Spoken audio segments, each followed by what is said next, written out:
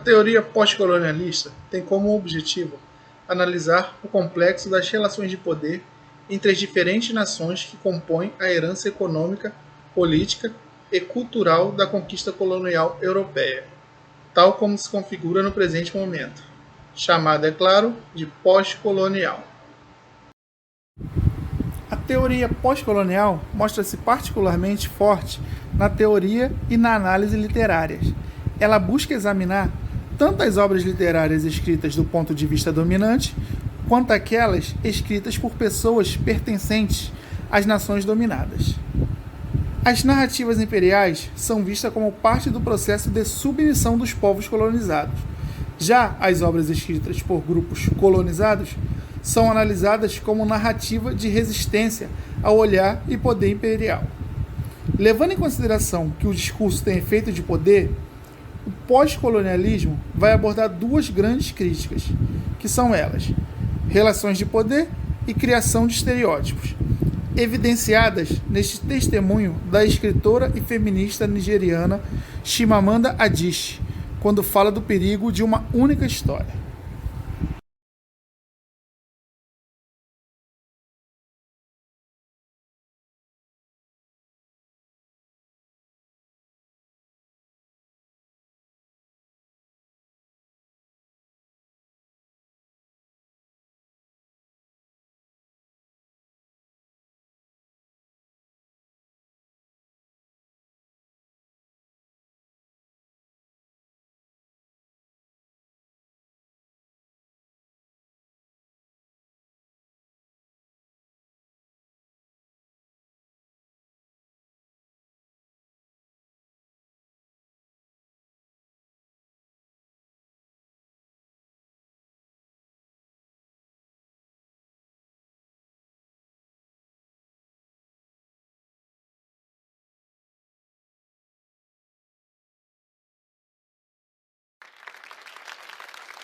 Sou uma contadora de histórias e gostaria de contar a vocês algumas histórias pessoais sobre o que gosto de chamar o perigo de uma história única.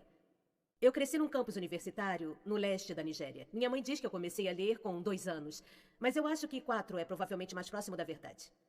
Então, fui uma leitora precoce, e o que eu lia eram livros infantis britânicos e americanos. Eu fui também uma escritora precoce. E quando comecei a escrever por volta dos 7 anos, histórias com ilustrações em giz de cera, que minha pobre mãe era obrigada a ler, eu escrevi exatamente os tipos de histórias que eu lia. Todos os meus personagens eram brancos, de olhos azuis. Eles brincavam na neve e comiam maçãs. Eles falavam muito sobre o tempo, em como era maravilhoso o sol ter aparecido. Agora, apesar do fato de que eu morava na Nigéria, eu nunca havia estado fora da Nigéria. Nós não tínhamos neve, comíamos mangas e nunca falávamos sobre o tempo porque não era necessário. Meus personagens bebiam muita cerveja de gengibre, porque as personagens dos livros britânicos que eu lia bebiam cerveja de gengibre. Não importava que eu não soubesse o que era cerveja de gengibre.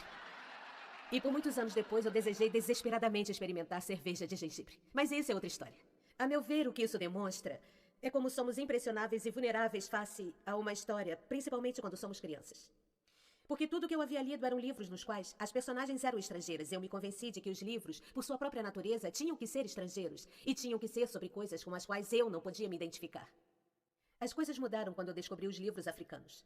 Não havia muitos disponíveis e não eram tão fáceis de encontrar quanto os estrangeiros, mas devido a escritores como Chinua Achebe e Kamara Lai, eu passei por uma mudança mental em minha percepção da literatura. Percebi que pessoas como eu, meninas com a pele cor de chocolate, cujos cabelos crespos não podiam formar rabos de cavalo, também podiam existir na literatura. Comecei a escrever sobre coisas que eu reconhecia. Eu amava aqueles livros americanos e britânicos que eu lia. Eles mexiam com a minha imaginação, me abriam novos mundos. Mas a consequência inesperada foi que eu não sabia que pessoas como eu podiam existir na literatura. Então, descobrir escritores africanos resultou numa coisa: me salvar de ter uma única história sobre o que os livros são. Venho de uma família nigeriana convencional de classe média. Meu pai era professor. Minha mãe é administradora. Então tínhamos, como era normal, empregada doméstica que frequentemente vinha das aldeias rurais próximas. Então, quando fiz 8 anos, arranjamos um menino para casa. Seu nome era Fidê. A única coisa que minha mãe nos disse sobre ele foi que sua família era muito pobre. Minha mãe enviava inhames, arroz e nossas roupas usadas para sua família. E quando eu não comia tudo no jantar, minha mãe dizia: termine sua comida. Não sabe que pessoas como a família de Fidê não têm nada? Então eu sentia uma enorme pena da família de Fidê. Num sábado, fomos visitar a aldeia dele. E a mãe dele nos mostrou um cesto com um padrão lindo, feito de ráfia seca por seu irmão. Eu fiquei atônita. Nunca havia pensado que alguém na família dele pudesse realmente criar alguma coisa. Tudo o que eu tinha ouvido falar sobre eles era de como eram pobres. Assim havia se tornado impossível para mim vê-los como alguma coisa além de pobres. Sua pobreza era minha história única sobre eles.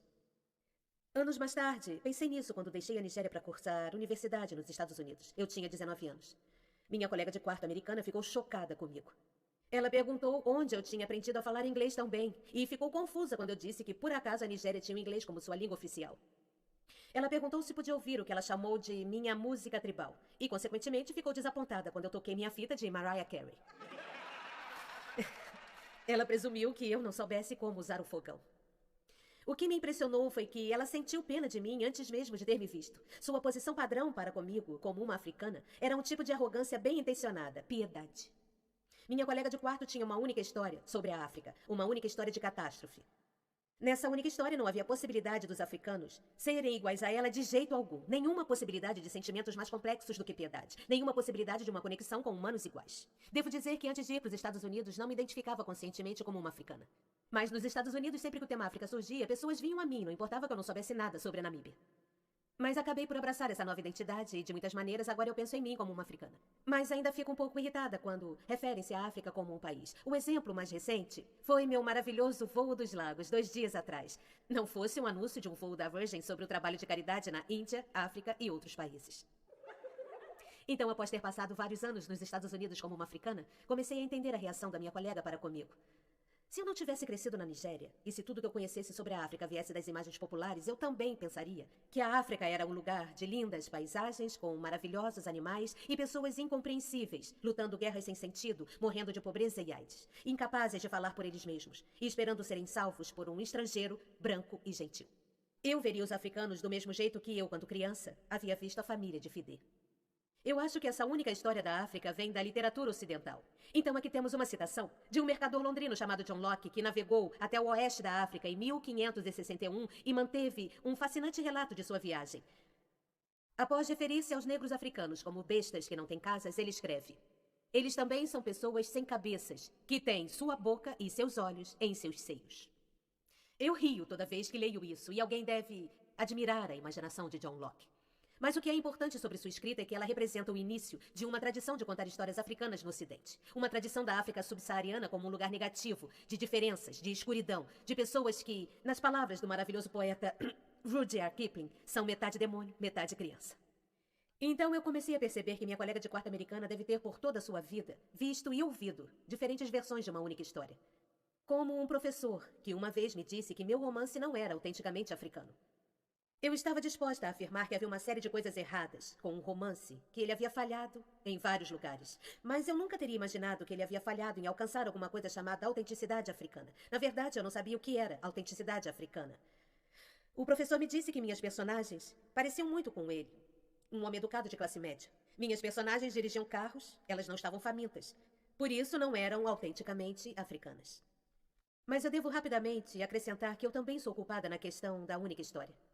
Alguns anos atrás, eu visitei o México saindo dos Estados Unidos. O clima político lá naquela época era tenso e havia debates sobre imigração. E como frequentemente acontece na América, imigração tornou-se sinônimo de mexicanos. Havia histórias infindáveis de mexicanos como pessoas que estavam espoliando o sistema de saúde, passando as escondidas pela fronteira, sendo presos, esse tipo de coisa. Eu lembro de andar no meu primeiro dia em Guadalajara, vendo as pessoas indo trabalhar, enrolando tortilhas no mercado, fumando, rindo. Eu lembro que meu primeiro sentimento foi de surpresa. E então, fiquei oprimida pela vergonha. Eu percebi que havia estado tão imersa na cobertura da mídia sobre os mexicanos que eles haviam se tornado uma coisa em minha mente, o imigrante abjeto. Eu tinha assimilado uma única história sobre os mexicanos e não podia estar mais envergonhada de mim mesma. Então é assim que se cria uma única história. Mostre um povo como uma coisa, como somente uma coisa, repetidamente, e será o que eles se tornarão. É impossível falar sobre única história sem falar sobre poder. Há uma palavra da tribo Igbo que eu lembro sempre que penso sobre as estruturas do poder do mundo, e a palavra é Nkali. É um substantivo que livremente se traduz ser maior do que o outro. Como nossos mundos econômico e político, histórias também são definidas pelo princípio do Nkali. Como são contadas, quem as conta, quando contam e quantas histórias são contadas. Tudo realmente depende do poder. Poder é a habilidade de não só contar a história de uma outra pessoa, mas de fazer a história definitiva daquela pessoa. O poeta palestino Mourid Barghouti escreve que se você quer destituir uma pessoa, o jeito mais simples é contar sua história e começar com "em segundo lugar". Comece uma história com as flechas dos nativos americanos e não com a chegada dos britânicos, e você tem uma história totalmente diferente. Comece a história com o fracasso do Estado africano e não com a criação colonial do Estado africano, e você tem uma história totalmente diferente. Recentemente palestrei numa universidade onde um estudante me disse que era uma vergonha que homens nigerianos fossem agressores físicos como a personagem do pai do meu romance. Respondi que havia terminado de ler um romance chamado Psicopata Americano. E que era uma grande pena que jovens americanos fossem assassinos em série. Não.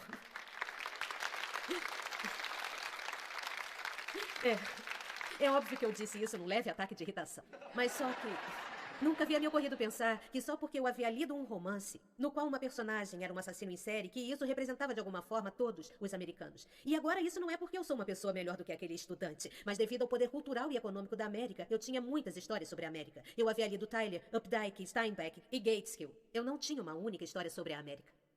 Quando eu soube, alguns anos atrás, que escritores deveriam ter tido infâncias realmente infelizes para ter sucesso, eu comecei a pensar sobre como eu poderia inventar coisas horríveis que meus pais teriam feito comigo.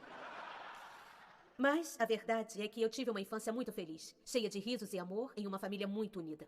Mas também tive avós que morreram em campos de refugiados. Meu primo Poli morreu porque não teve assistência médica adequada. Um dos meus amigos mais próximos, o Coloma, morreu num acidente aéreo porque nossos caminhões de bombeiros não tinham água.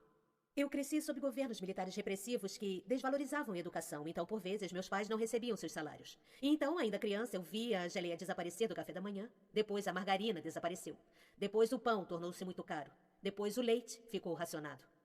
E, acima de tudo, um tipo de medo político normalizado invadiu nossos dias.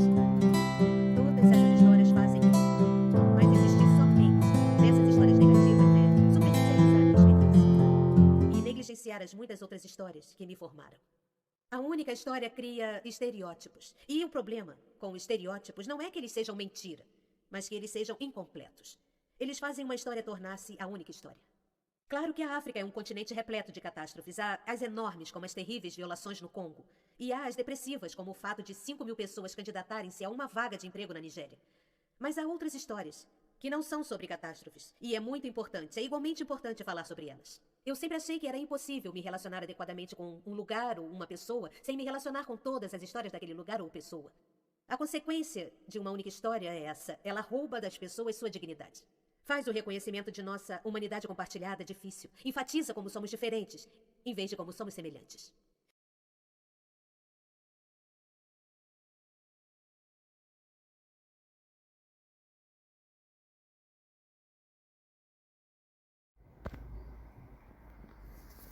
Quais as implicações dos estudos culturais na análise do currículo e do currículo? Para Moreira e Silva, não é um elemento inocente e neutro de transmissão desinteressada do conhecimento social. O currículo está implicado em relações de poder. O currículo transmite visões sociais particulares e interessadas. O currículo produz identidades individuais e sociais particulares. O currículo não é um elemento transcendente e atemporal. Ele tem uma história vinculada a formas específicas e contingentes de organização da sociedade e da educação.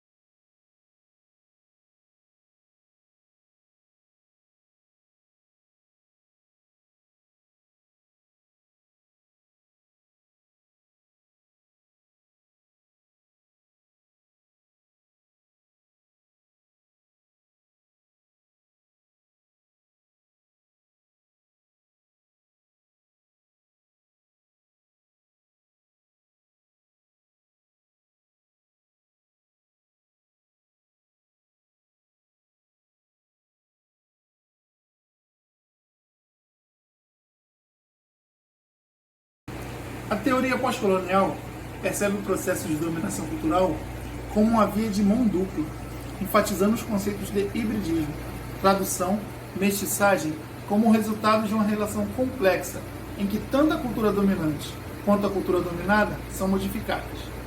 Existem processos de dominação e processos de resistência. Em que medida o currículo contemporâneo, apesar de todas as suas transformações e metamorfoses, é ainda moldado pela herança epistemológica colonial?